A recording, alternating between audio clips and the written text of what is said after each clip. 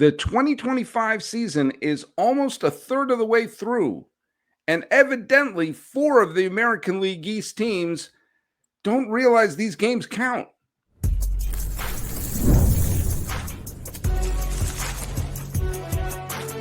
You are Locked On MLB Crossover, part of the Locked On Podcast Network. Your team every day. Hello, baseball fans. Welcome to Locked On MLB, Locked On Yankees Crossover. This is the podcast we talk about all of Major League Baseball or just the defending American League champion New York Yankees all season long. I'm going to be one of your hosts tonight. My name is Paul Francis Sullivan. Please call me Sully. Today's episode is brought to you by our good friends over at FanDuel. Right now, new customers can get $200 in bonus bets.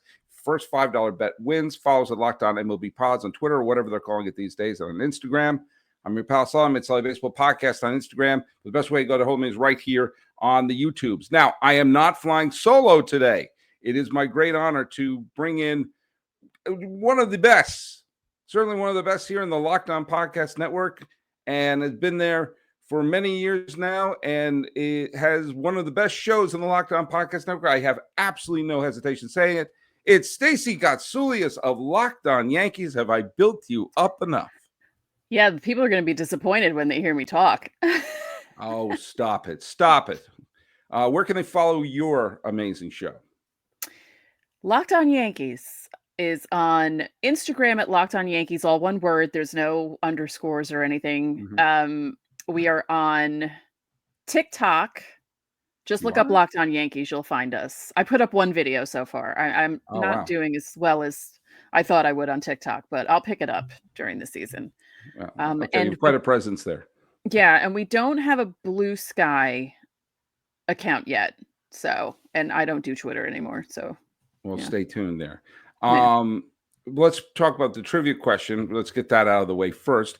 The show I dropped yesterday, I dropped from my graduation at California State University at Fullerton, which has been a national champion of baseball 5 times, had many players, including Mark Kotsay and Tim Wallach, have played through there.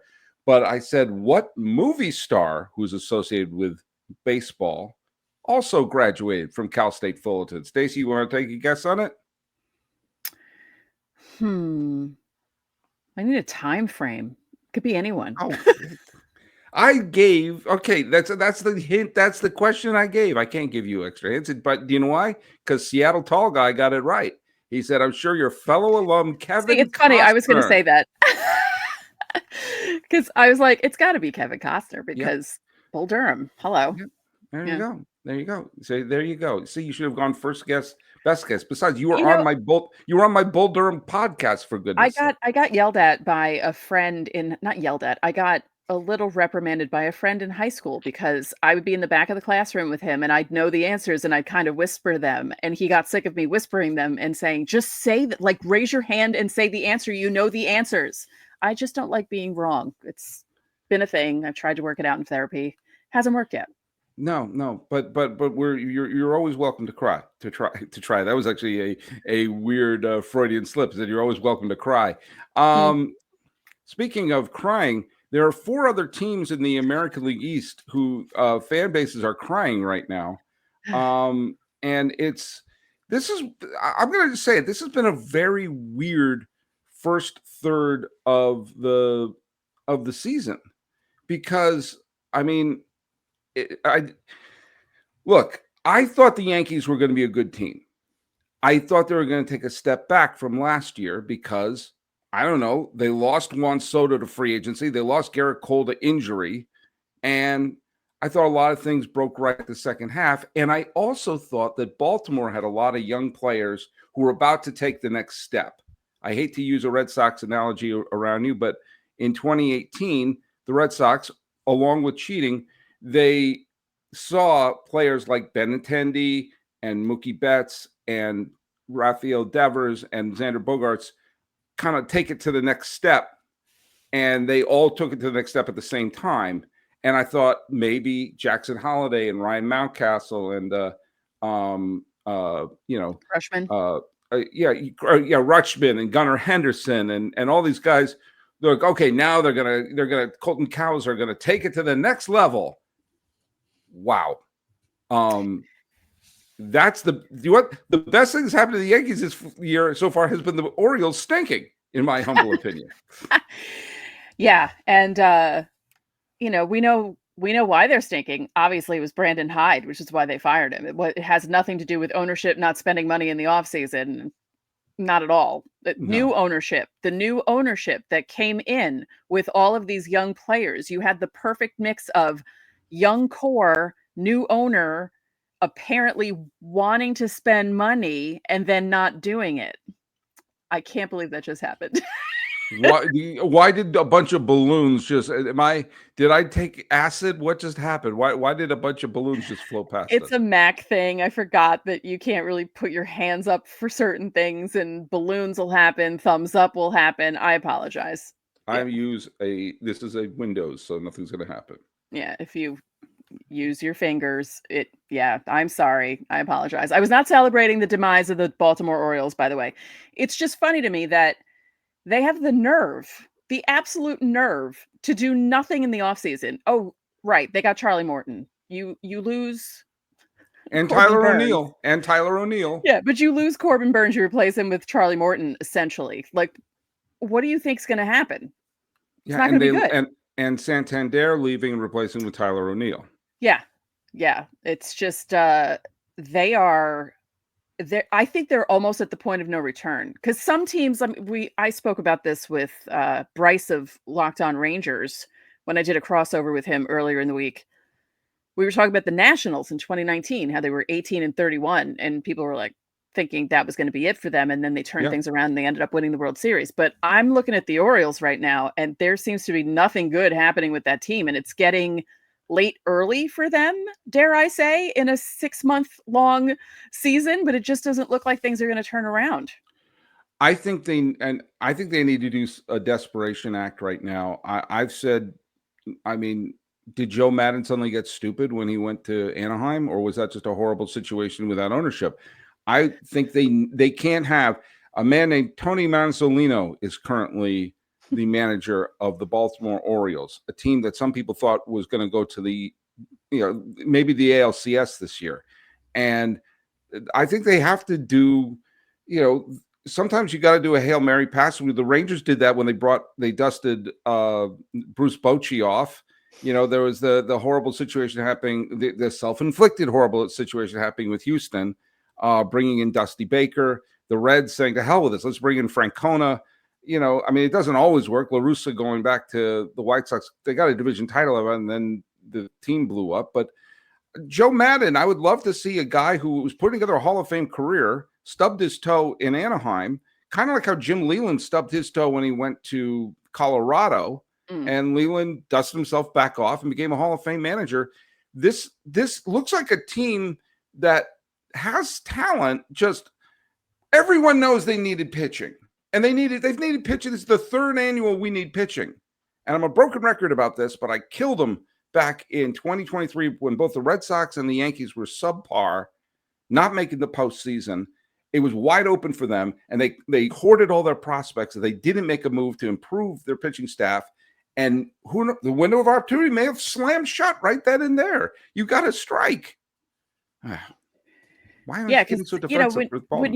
When you thought of the Orioles, a couple of seasons ago, my former co-host and I, Steve, would joke about the fact that if they did things correctly, that team could be a good team until the early 2030s with the core that they had, And here we are in 2025, and that wide open window is not that wide anymore.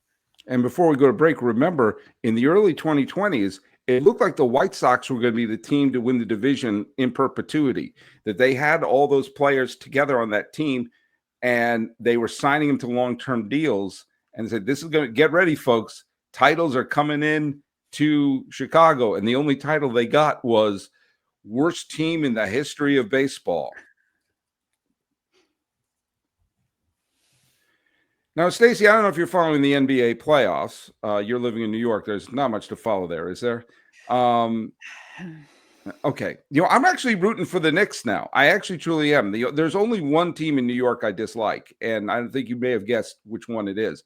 I would love to see the Knicks do well because That's the one unifying team in all of New York. I think it would be great to see. But as everyone predicted, you have Indiana, you have New York, and you have Minnesota all in the conference finals. And if you were betting against what everyone else was thinking, you would be a millionaire right now, which is why you should go to FanDuel.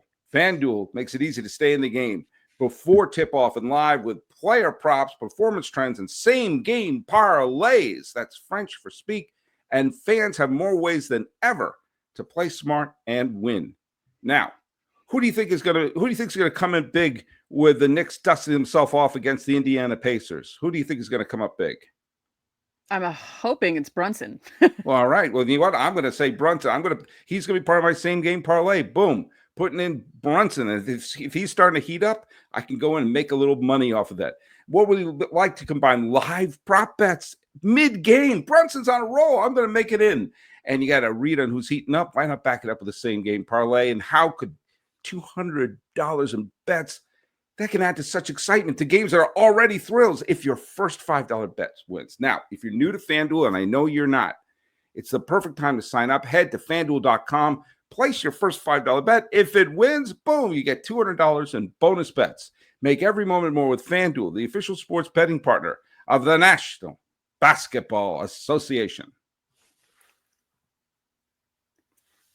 By the way, apparently, if you're betting on hockey, always bet against the Canadian team.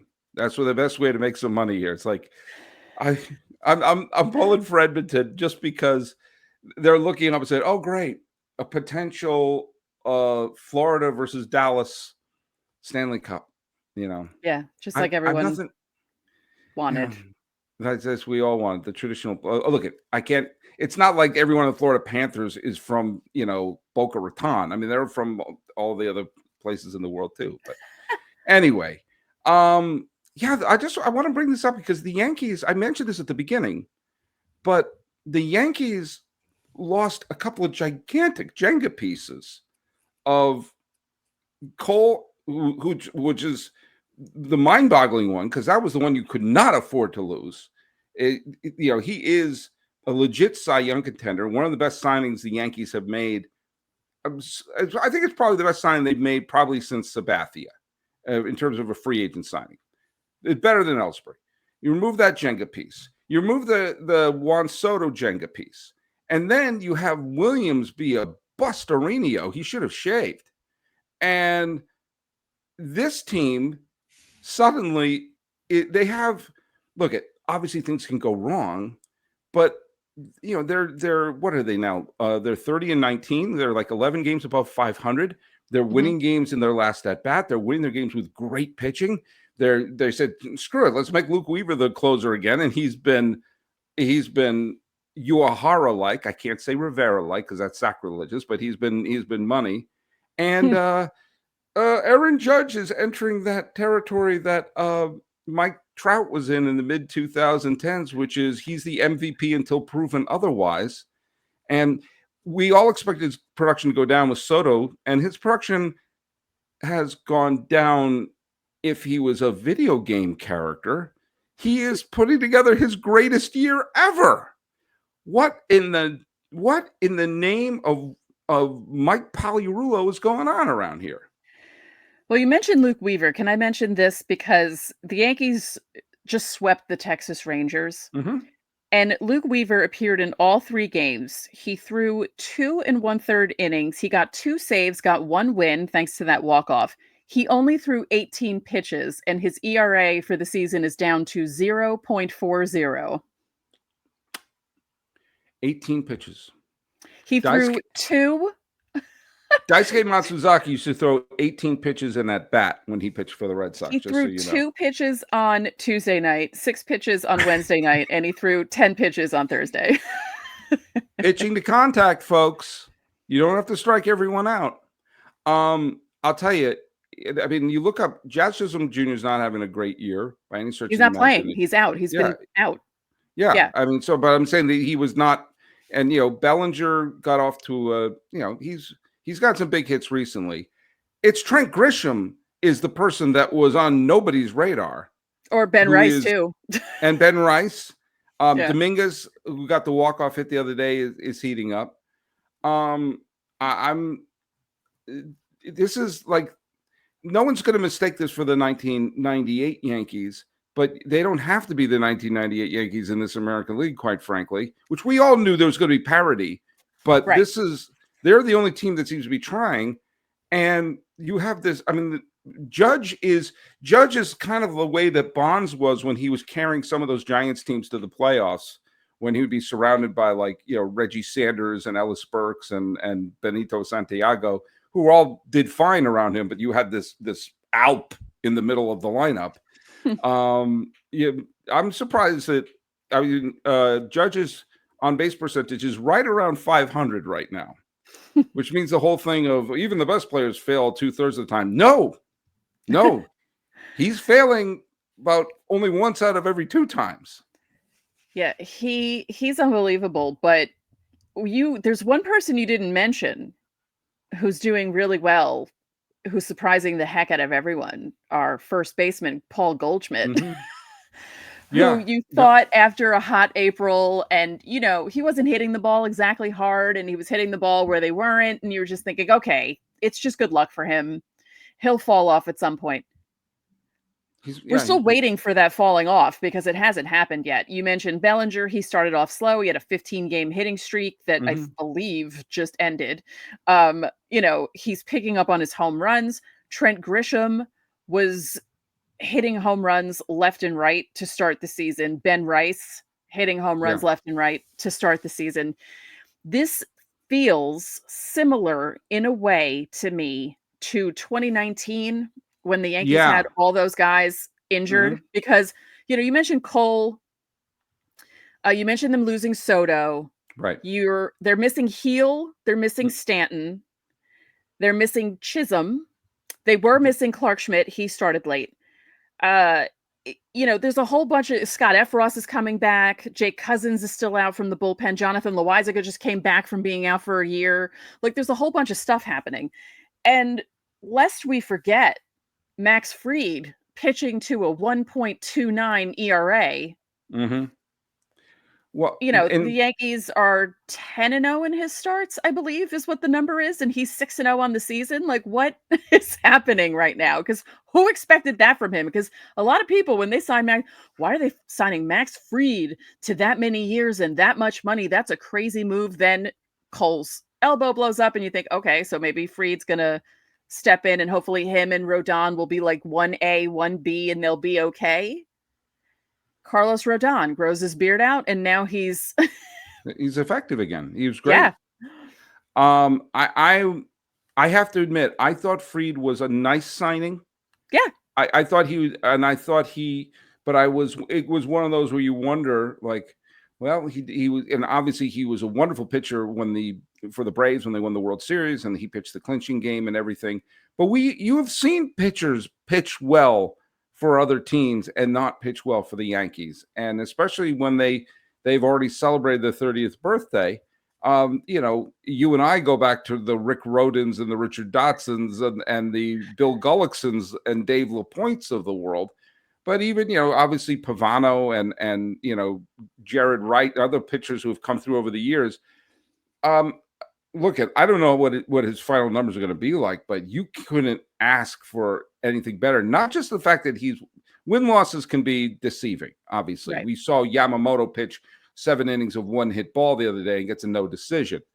So I don't necessarily look at the fact, although as win-loss, although 6-0 is kind of impressive, and his ERA of 1.29 is impressive. What's the most impressive for me is he's averaging about 6 1/3 innings a start.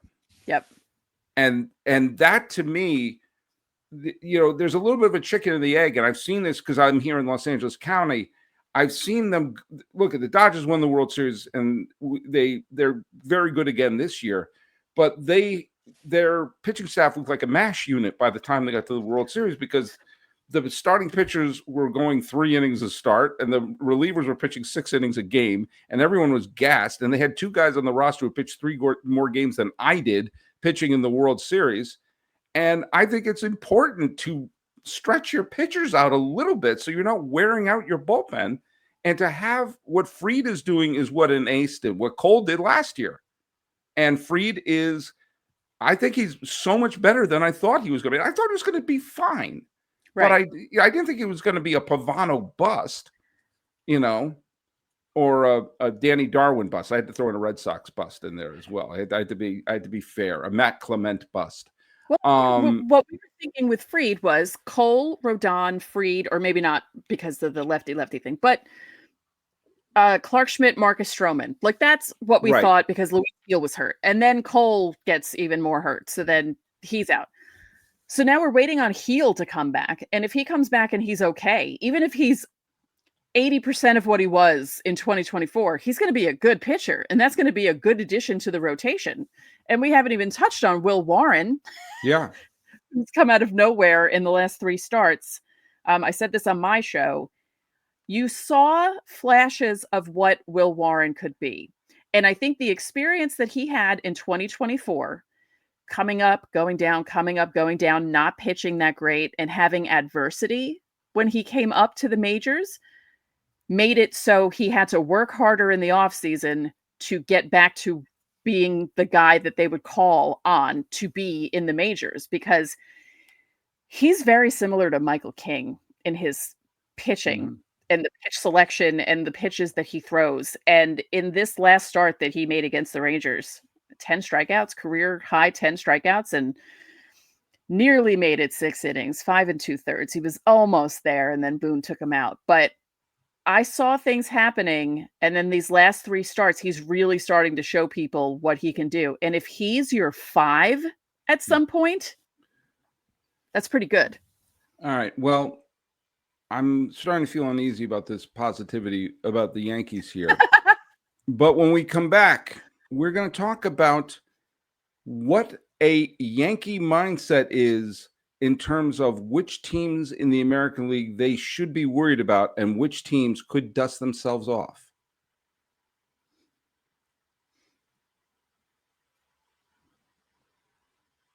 As of this recording, the Yankees have the 2nd best record in the American League. And as I've said on the podcast over and over again, I don't really start checking the standings until after Memorial Day. But Memorial Day is right around the corner. It's the first third and the middle third of the baseball season between Memorial Day and the trade deadline is a really interesting time to be a fan, because that's when you have to look in the mirror and say, are we going to do what the Nationals did when they won the World Series in 2019? What the Braves did, because they had a losing record deep into 2021. They went on to win the World Series. Philadelphia had a losing record deep into the year, and the year they went to the pennant, they went to the World Series in 2022. And last year, the Tigers were selling at the trade deadline, and they made it all the way to Game 5 of the division. They had the Cy Young Award winner on the mound for Game 5 of the division series. They were that close to getting to the ALCS. So this is the period of time, especially with a jam-packed American League, you got to really look in the mirror and say, what are we going to do? Are we going to go for it or not? Here's a scary thing.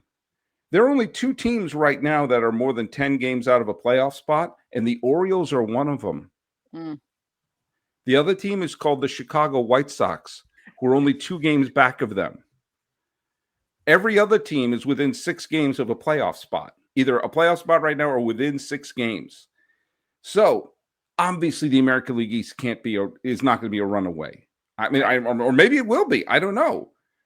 Which team in the American League East do you think is the best equipped to turn things around? Could it be the Blue Jays with their manager who doesn't seem to know what they're doing, although they did manage to sign Vlad Guerrero Jr.? Could it be the Red Sox who, say for Crochet, can't pitch and seem to be hell-bent on fooling around with Rafael Devers, even though he's hitting the snot out of the ball? Could it be the Rays who are playing in a minor league stadium? Or could it be the Orioles who magically turned out Hyde was the problem? That means they have to hire someone named Jekyll, and that will be to turn the team around.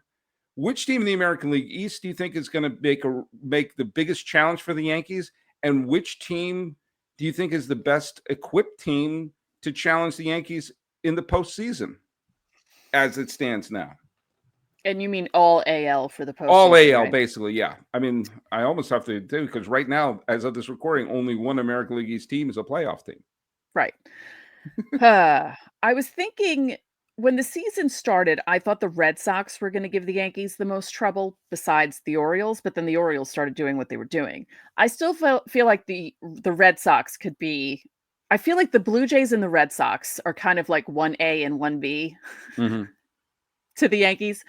I don't see the Rays being an issue, and if the Orioles keep going the way they're going, I mean, could you imagine telling an Orioles fan that the White Sox would be only like a couple games behind them? They're 3.5 games behind the Sacramento A's right now. Yeah, that's the Orioles fans would not have believed, like from a year ago, would not believe that they would be in that position right now. Yeah. It's really sad. Now, it's funny going into this series against the Rangers that the Yankees just swept. My co-host scared me when he was giving the scouting report about the Rangers and their pitching did fine during this game. DeGrom was great. Yeah, DeGrom was great. Evaldi, he gave up a home run. Yeah. That's all he gave up. Yankees only have 5 hits in that game. I love Evaldi. So coming into this series, my co-host scared me into thinking that the Rangers were going to be like a real problem this week, and then maybe even looking ahead to the playoffs, because it's not just DeGrom, it's not just Evaldi. Patrick Corbin seems to have turned things around with the Rangers. Then you have other guys who were hurt that aren't pitching that should be back in the rotation. You have Jack Leiter, if he turns things around or picks things up, they're going to be, I think Texas with the pitching is well equipped to shut people down in the playoffs. So pitching side, they scare me. I'm not as scared by Detroit, even though they're doing better than the Yankees right now. I think they might cool off a little bit. But pitching wise, I'm terrified of Texas. I don't want to see them in a short series, and I wouldn't even want to see them in a 7-game series. I hate Texas's bullpen. And I think they now this is the time, like the Rangers have to take this middle third of the season, and they need at least 3 relievers. They need to take one of their starters and put them into the bullpen. I know they need to do something. Yeah. And the one big thing they have in their favor is their manager has done that. Their manager, when he was with San Diego, he had Hoffman, but I saw him close up with the 3 years he won in San Francisco, and he had a different closer each time he won the World Series. Wilson was the first one, Romo was the second one, and Santiago Castillo was the third one. And he had a strong core. He would have like Jeremy Affeldt and Javier Lopez and in their bullpen, but he mixed and matched other people, and also like used Lincecum out of the bullpen. Or, would, get like Ramon Ramirez out of the bullpen, or he would, he mixed and matched a lot of people. And, he did the same thing when they won the World Series a few years ago against Arizona and played the hot hand. Like Josh Sborz was he's clinched the World Series, got his second major league save, was clinching the World Series. I trust Bochy, but they got to go grocery shopping for him. They need to go to the store and get him some new arms. Yeah. I mean, that's also the thing, we're like how many months ahead of the trade deadline. We don't know how, like you said, from Memorial Day to the trade deadline, seeing how teams do, that's when you really get a picture of what's possibly going to happen later in the season, because you'll know who will be the buyers, who will be the sellers, and who are going for it and who aren't going for it. And a lot can change in 2 months. It's fine. I do not trust Toronto. I don't either, really. I don't trust their manager. And I also think they had a sense of urgency going into the scene this year to compete, because Vladdy Jr. was facing free agency. But the nanosecond he signed a long-term deal, okay, there's he's going to be a Blue Jay till the heat death of the universe. So so there's not the same urgency with the team. I just can't. I don't like John Schneider as the manager. He's been there for a while. Yeah. And I mean, I obviously have a front row seat for the Red Sox, and I just don't like the rotation. Just doesn't give them length, other than Crochet. Crochet has been great, and everyone else has been nothing. And the bullpen has not. And the bullpen's been not good. Buehler got thrown out the other day, didn't he? Yeah, he did. Yeah, he did. I mean, that doesn't help. No, it doesn't. I actually think their lineup will do fine, especially if they stop trying to move around. Just let Rafael Devers hit. I love the people who I did a whole show on this, but I love the people who are like, "We'll just move him to first." Like the guy's never played a game at first base in the major leagues. We have this issue with our, like, people are like, well, why don't we put Ben Rice at third so you don't have to worry about when Stanton comes back? I'm like, he's not played third. You can't just throw someone at a corner infield position. First base is different than third. First, you're really just catching the ball from people and possibly diving for a ball. But third base is completely different than first base. You can't just throw someone at third base. And I've said this on another show, so forgive me, my regulars is hearing me say this again. I had no problem with Rafael Devers being a little miffed, going like, "Hey, I signed with you long term to be the cornerstone of your team, and now someone's taking my position." I mean, I'd like to have my players have a little chip on their shoulder. And then he got off to the horrible start, but now his OPS is now in the 900, so obviously he's starting to turn things around a tiny bit. Yeah, and now moving the first, like. Maybe he doesn't want to experiment at a position in the middle of a season. You ever think of that? Maybe you'd want to have him play it during the spring training, like sit down and just put him at DH and have him hit the snot out of the ball, which he's been doing. Yeah, I'm glad we're not the only ones who have to, rein some people in who are like, well, just put this guy here. It's like, well, they can't just put someone there. I mean, I know you think these guys are all really great athletes, and in some cases they are, but it's not that easy just to pick up a position out of nowhere if you've never played it before. And to do it at the major league level, it's like, right. I don't know. I mean, you can get a new first baseman and just have, I just don't trust. I'm really at this point at a loss looking at the American League, unless Tampa suddenly, turns into world beaters.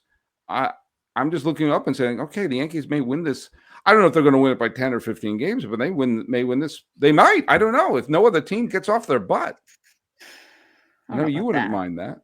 I wouldn't mind it. I'd love it. I'd love to have a relaxing September. It'd be great without having to, look, because, there have been some times where I'm like, oh, it could be cool to have a race down the stretch. No. And I thought we were in 2024. And then the Yankees kind of pulled away a little bit from the Orioles at the end. Yeah. It wasn't down to the wires I thought it was going to be.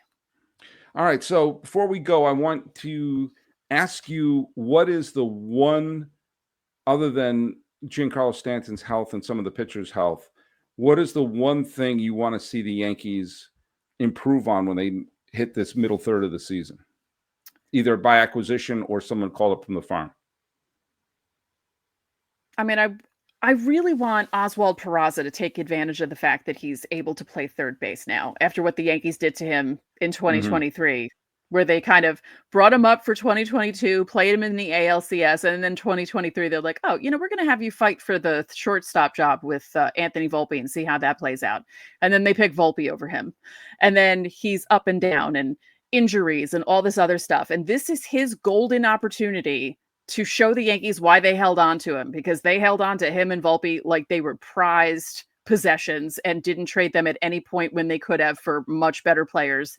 And I really want him to take advantage of this situation. So it's not even any of the guys coming back. I really want him to take advantage of, unfortunately, his best friend, Oswaldo Cabrera. When that injury happened, my first thought was, oh no, that's terrible. And then my other thought was, this is finally, like, Peraza finally has a chance to play third base every day and try and hit the ball. He got a double, actually. He was one of the only hits that the Yankees got against. I think he got it off. Did he get it off of Valdi, or did he get it off one of the relievers? But he did hit a double in Thursday's game. And I just want him to be consistent, and I want him to take advantage of this situation, because there's no going down for him. He has no options. So he needs to show up and show out at third base. And I think you and I talked about this a couple of years ago, but having Oswaldo Cabrera and Oswald Peraza come up at the same time, if you weren't following it every day, that really was the Dylan McDermott, Dalmont Mulrooney of infielders in Yankee history. But it's funny, they're they're actually best friends. Scranton gave away a dual bobblehead with Oswald and Oswaldo. There was an outfielder named Dwayne, by the way, Dwayne Housey and Dwayne Hosey, who played in the 1990s. And the A's had there was a Steve Ontiveros, who was a pitcher, and a Steve Ontiveros, who's a third baseman. Right. Oh my God, that's so funny. Yep. There you go. Not that one, the other one. And but mind you, when you're playing Immaculate Grid. Make sure you get the right Steve Ontiveros. Yeah. I forgot Tony Armas Jr. didn't put the junior on his name when he played for the Expos, and I put it's like Red Sox A's. Tony Armas, wrong. There went my streak. Yep. I love Tony Armas. There you go. But let's go. Which brings us to the trivia question. Trivia question is Yankee oriented. What Yankee pitcher was credited with Joe Torre's first postseason victory in the 1996 postseason? The first game that the Yankees won in the 1996 postseason. Which pitcher was credited with that win? Post the answer down here in the YouTubes. And I can see the wheels turning in Stacey Gotsulias' brain right now. I will inform her when we're done recording this. Stacey, tell people where they can listen to your show. You can listen to our show on every podcasting platform available. I'm sure new ones are popping up every day, and you can catch us on YouTube. And you can follow us at Locked On MLB Pods on Twitter or whatever they're calling it these days, and on Instagram. I'm your pal Sully. I am at Sully Baseball Podcast on Instagram, but the best way to get a hold of me is right here. Talking about the American League East, which might already be clinched, with Stacey Gotsulias of Locked On Yankees. This has been a Locked On MLB, Locked On Yankees crossover. I am your host, Paul Francis Sullivan. Please call me Sully.